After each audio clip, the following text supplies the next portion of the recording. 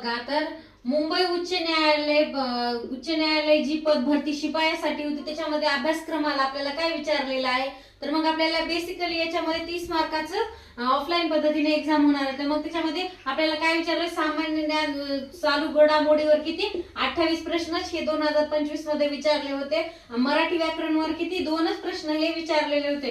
तर इतिहासावर मग चालू घडामोडीमध्ये 28 प्रश्नापैकी इतिहासावर 8 प्रश्न होते, भूगोलावर 7 होते, राज्यशास्त्रावर किती 7च प्रश्न होते आणि विज्ञानवर 6 प्रश्न होते आणि चालू घडामोडी याच्यावर किती 2 प्रश्न होते. अशा पद्धतीने हे प्रश्न होते. शिपाई या पदासाठी जे कोणी शिपाई या पदासाठी अभ्यास करत आहे त्यांच्यासाठी खाली डिस्क्रिप्शन मध्ये व्हिडिओची लिंक देते, त्याच्यावर खाली व्हिडिओ प्ले करते, त्याच्यावर जाऊन तुम्ही बघू शकता की त्याच्यामध्ये आपल्याला शिपाई या पदासाठी कशा पद्धतीने सिलेबस विचारलेला आहे. शिपाई या पदासाठी मुंबई उच्च न्यायालयाच्या पूर्ण